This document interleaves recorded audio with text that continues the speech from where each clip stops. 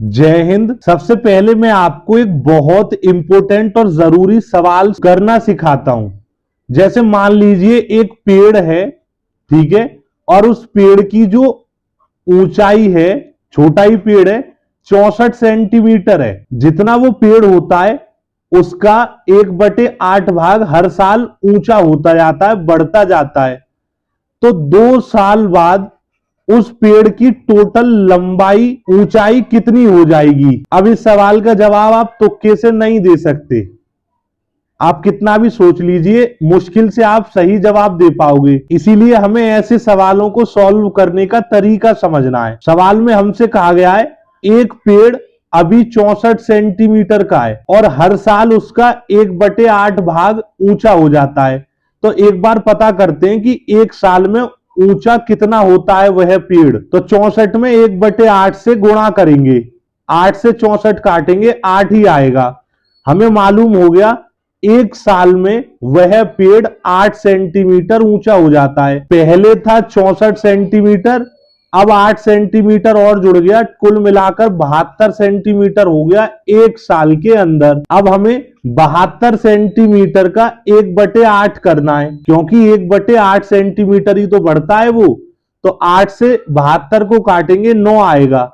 तो दूसरी साल में वह पेड़ 9 सेंटीमीटर बढ़ेगा। पिछली साल था 72, अब 9 और जोड़ लो।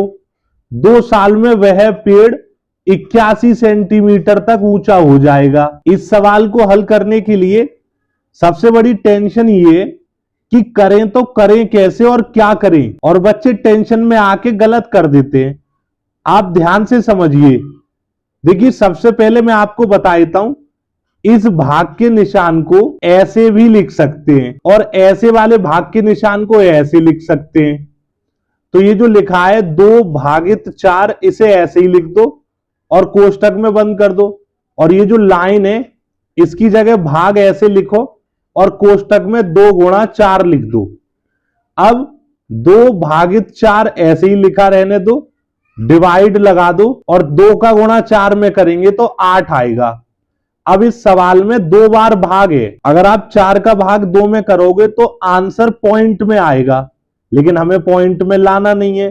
तो हम क्या करेंगे, इन सभी संख्याओं के नीचे 1 मान लेंगे और इन्हें भिन्न बना देंगे। ठीक है।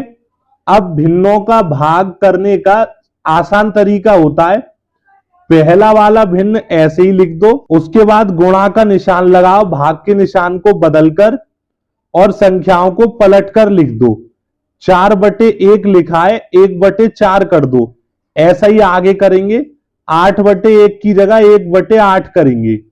2 से 4 को काटेंगे, 2 आ जाएगा, 1 से 1 कट जाएगा, ऊपर बचेगा 1 और नीचे आएगा 8 का गुणा 2 में करके 16।